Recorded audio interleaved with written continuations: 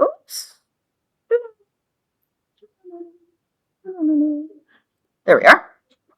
Okay.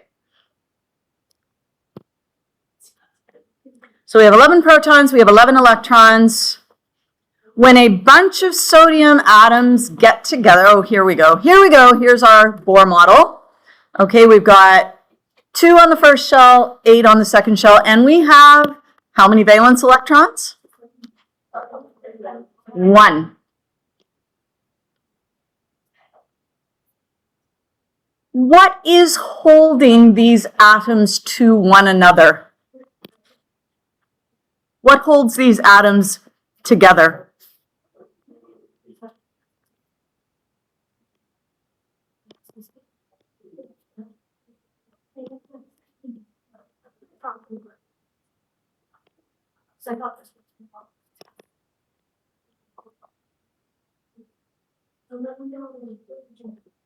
You guys already know this. That is an electrostatic attraction because any type of bond is an electrostatic attraction.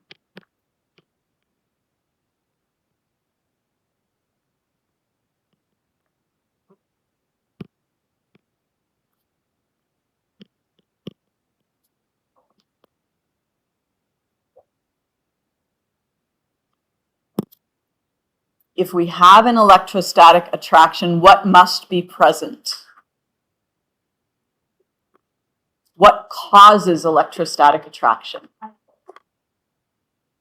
Electricity, ions. Ions is correct some of the time, but not always. Electrons some of the time, but not always. Opposite charges. Okay, you have to have opposite charges. Okay, so electrostatic attraction needs opposite charges.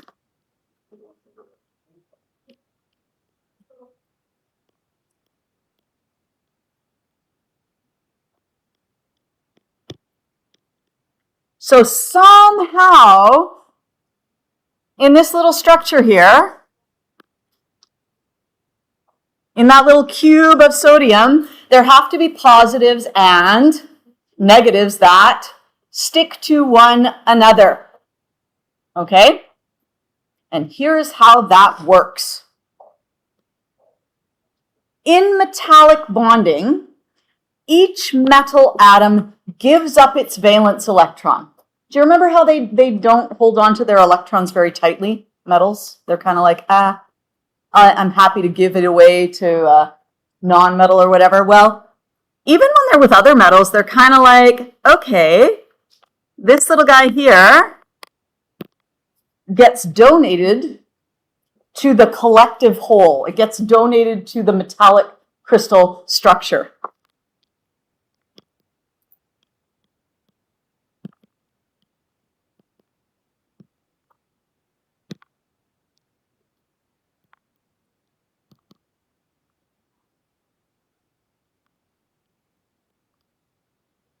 So the valence electron gets donated to the crystal structure. I have to check and see if I still have my model.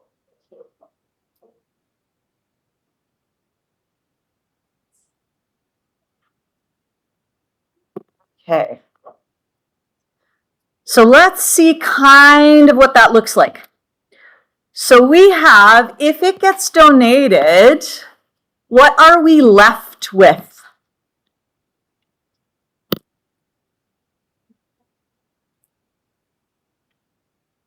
If we get rid of that valence electron, what is left?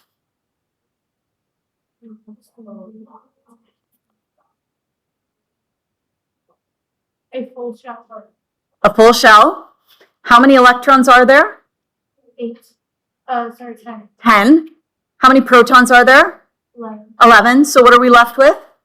Not a sodium atom anymore. We are left with a sodium ion. So we have a sodium ion, and that's what's being shown here.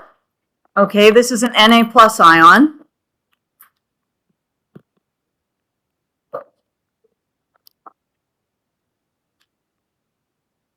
So every single one of those is an Na plus ion. What do you think the little blue things are?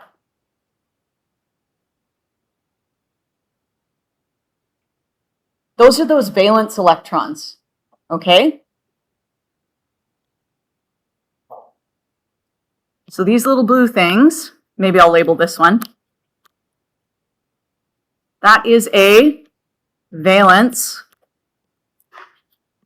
electron. What are those little valence electrons doing? Take a look at the picture. What are they doing? Every single one has a little red arrow, which means that they are moving, okay? Valence electrons move. They move everywhere, just randomly. They're like, woo! Okay? So in between all of those positive cations, off they go. It goes here, it goes there, it goes everywhere. Okay? So those valence electrons, which can move, when something can move, we call it mobile. Yes? Mobile means able to move.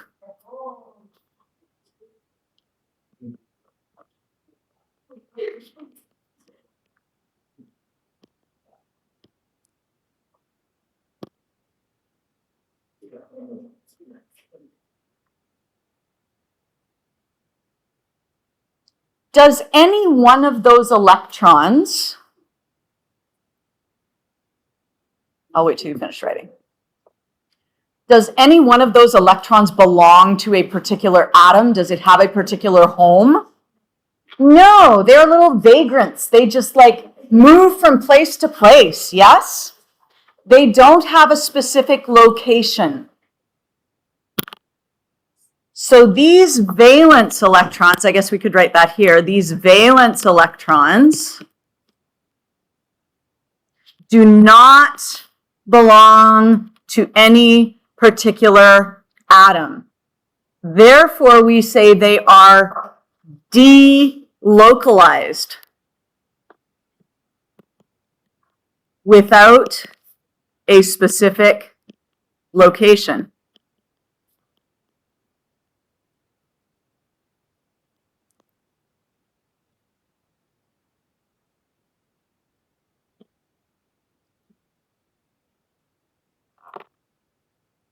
And I have made a model of a metallic crystal solid. So what this is I took some styrofoam balls, okay, and I put corn syrup in here. Why did I put corn syrup in? Because corn syrup is, what does it feel like? It's sticky, okay? Now, unfortunately, I cannot open this because my little problem, I should not have used styrofoam balls because they are very low density, yes? And corn syrup has very high density. So if I were to open this up, what would these little styrofoam balls do? Yeah, they literally, like they try and come out. I had to get the lid on this thing and press down and put a book on top of it until it sort of settled out, okay?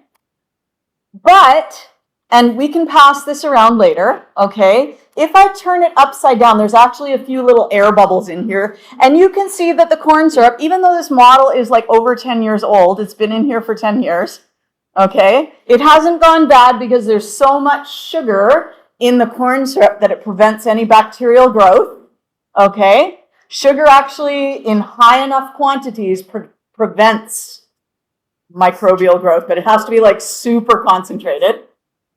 Like honey. Like honey won't go bad, right? It'll crystallize on you and maybe it won't be as easy to pour or whatever, but it won't go bad, okay? So the corn syrup actually moves, it flows, just like these mobile valence electrons can move. And if you have a negative charge, this thing is negative, and it's close to a positive thing, what's it going to do? It's going to attract. And we're actually going to look on our next page for this because the next page has a little bit of a better diagram for this one. Okay?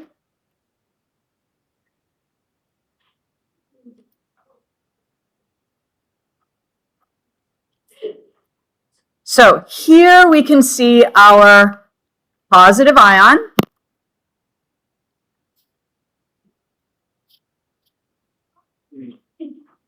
Okay, positive ion. Positive ion, positive ion. Why am I highlighting all of them? I don't know. I got a little excited and carried away. Sometimes that happens. And we have our little negative electron. Well, this little negative electron is attracted to that sodium up there. It's attracted to that sodium up there. It's attracted to that sodium over there and this one over here. Ooh. Do you see how it's acting like glue to hold them all together? It's pulling on all of the sodium surrounding it. If we wanted to draw all of the electrostatic attractions, we would be drawing little lines for a long time. You can see we've drawn some down here. Okay, we've drawn some electrostatic attractions here and here and here and here. What it ends up being, it almost ends up being a bit like a spider web with the little spider webs just pulling all the atoms closer together. Okay, those force fields from the electrons pull the atoms close together.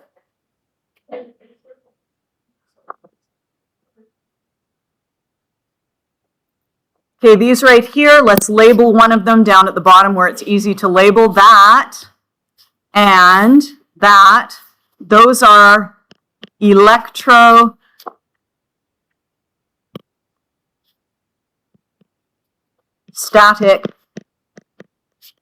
attractions.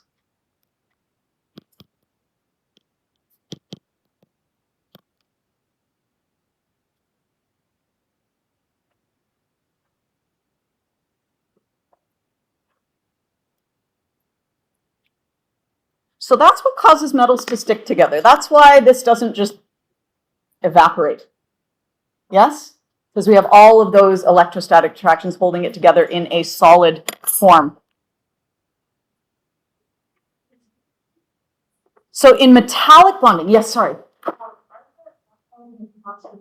They are constantly moving, but you know what? They're always in between the metal atoms or the metal ions. So it doesn't matter that they're moving. Another one comes in to take its place. Yeah? So what might happen is that this electron here might move over here, but another one is going to come in and take its place. Okay? And usually they just move randomly, and this is how this relates to electricity. If you provide a force, you can get all the electrons to be moving essentially in the same direction, which is what a current is where you get the electrons flowing in one direction. Okay? So that's really all we need to look at for that. Sometimes we call this, because these electrons are moving about all the time, moving. This is on our next page. Moving everywhere. So they are not localized. These are, what do we call them when they are not localized? We say they are delocalized. And they are moving. So if they are delocalized and they are moving, what do we say they are? Mobile.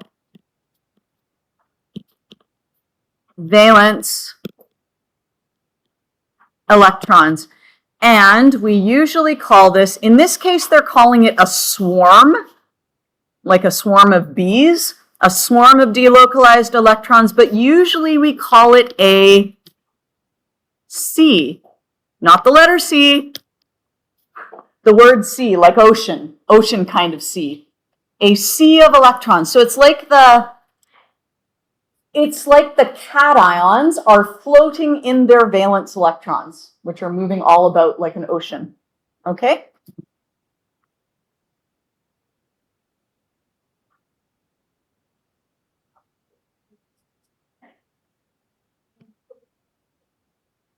Okay.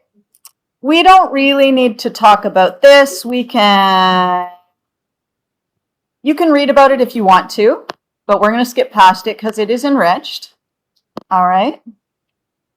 Shiny, la, la, la, la, la. We are going to go to page 8.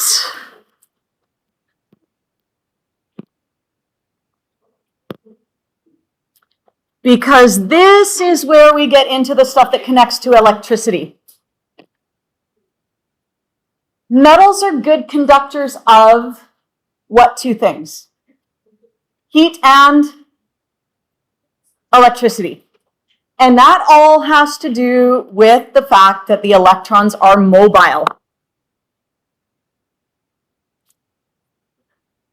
Heat is a transfer of molecular movement.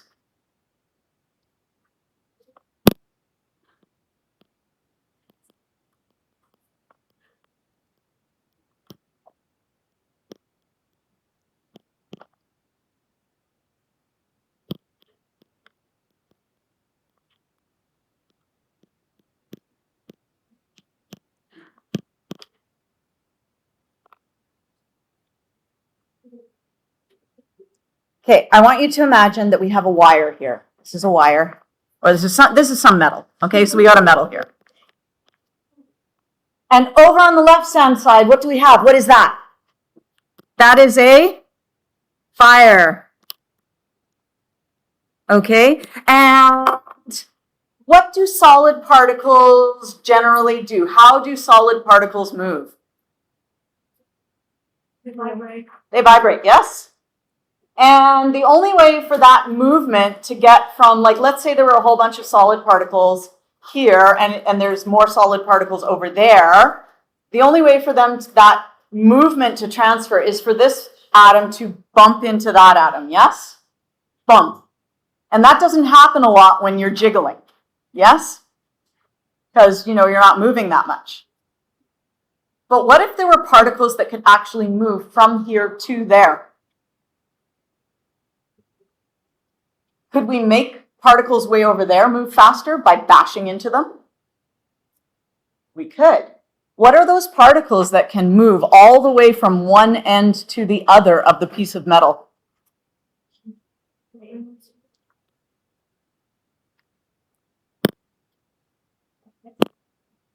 Valence electron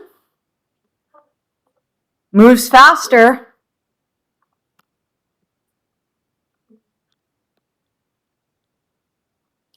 And it just doesn't jiggle faster, it actually moves faster. And what does it do? It bumps into another electron. So that electron moves faster. And then here we go, we get a bump. And what does that happen? It causes it to move. And then what happens here? We get another bump. So every electron is now bashing into the ones next to it, and it is making the particles move faster. Yes? Because how could I make this pen move faster? I could smack it with another pen. Yes? Or I could drop them to the floor. That would also work. But you can take something that is not moving and make it move by hitting it with something else. So it is those mobile electrons that allow heat to be conducted.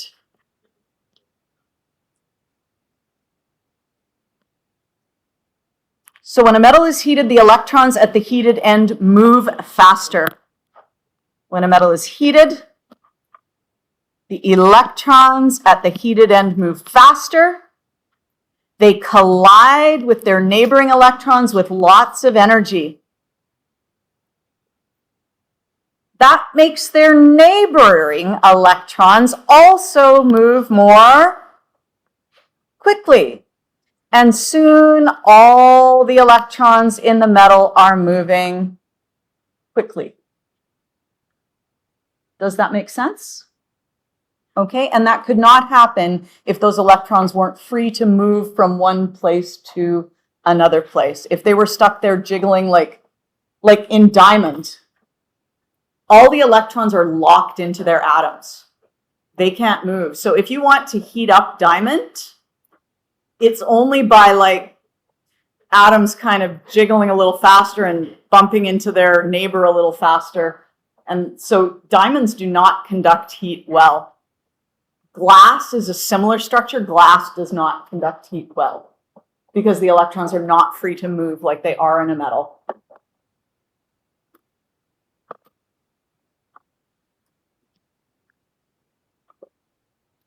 Does it make sense then that because it can conduct heat, it can also conduct electricity?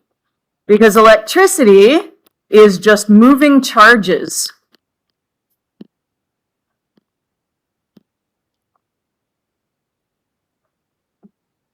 Well, what do we got in this metal? We have moving electrons. Are those moving charges? Are electrons charged? Yes. Okay. Moving charges is electrical conduction. And it's because we have electrons, those are charges.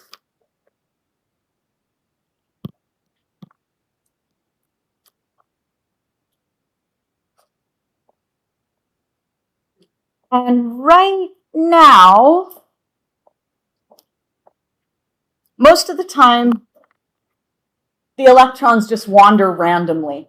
Okay, otherwise, when I touch this, if they were all moving in one direction, either it would suck electrons out of my finger or it would push electrons into my finger. And that's not happening because it's not going zap, zap. There's no zap. It's not exciting. No zap. Okay?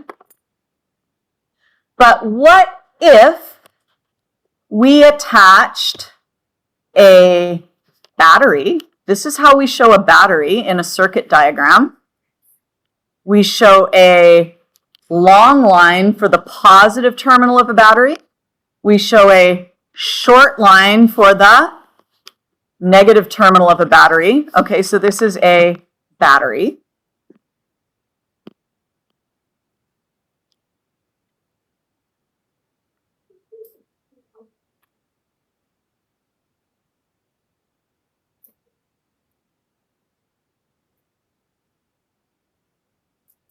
And this is a wire,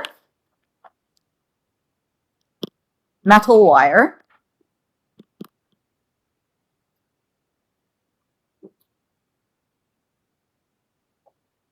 What charge are electrons?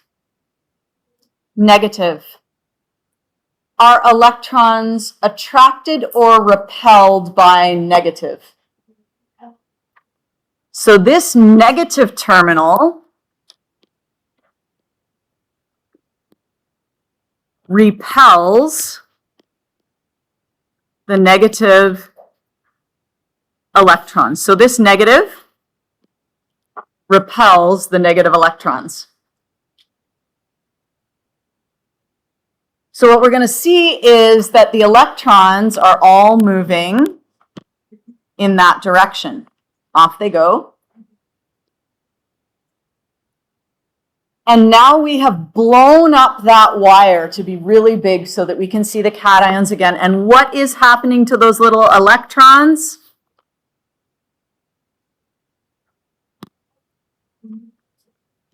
It's repelled by the negative terminal of the battery.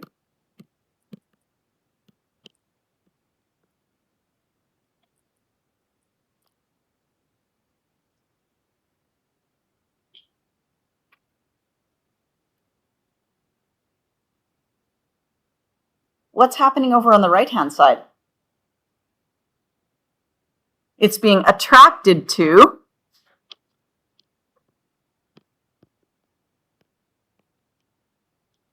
so the electrons are attracted to the positive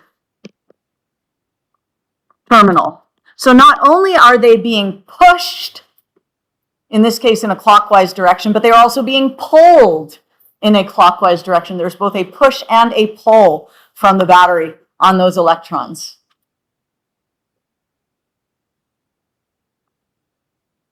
And why can they do that? Because those valence electrons are mobile. If they weren't mobile, would it conduct electricity?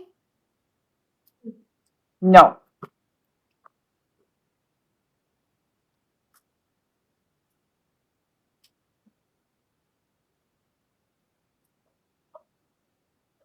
Okay. We are going to watch a little animation of how the delocalized electrons allow a current to flow in a wire. Oh, I got to pop in my sound thingy here. Uh-oh. That's okay. I'll fix that later. There we go. Turn that on.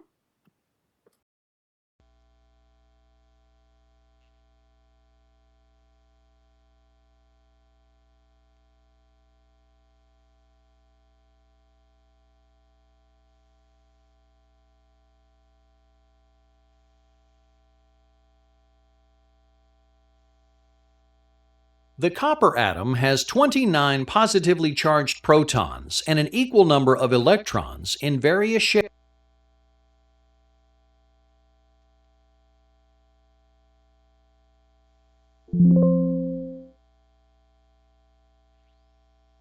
Shells orbiting it. The copper atom has 29 positively charged protons and an equal number of electrons in various shells orbiting its nucleus. After filling the first shell with 2 electrons, the second with 8, the third shell with its maximum 18 electrons, the outermost shell of copper is occupied by a single electron.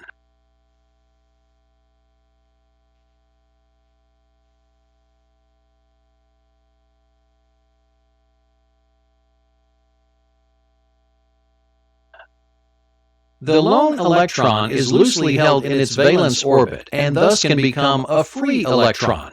The ability of this electron to freely move away from its nucleus gives the copper atom its current carrying capacity. Let's take a more detailed look at how these free electrons flow when a voltage is applied across a copper wire. Taking a simplified version of a copper atom with its single valence electron, let's distribute copper atoms along the length of a copper wire. In the absence of a voltage, the free electrons in a copper wire will drift in random directions from the orbit of one atom to another. When a voltage is introduced to the copper wire, the electrons can be directed through the wire, with the electrons moving towards the positive end of the source voltage. This movement or flow of electrons in one direction is called electron current flow, or just current. Materials that have free electrons and allow electrical current to flow easily are called conductors.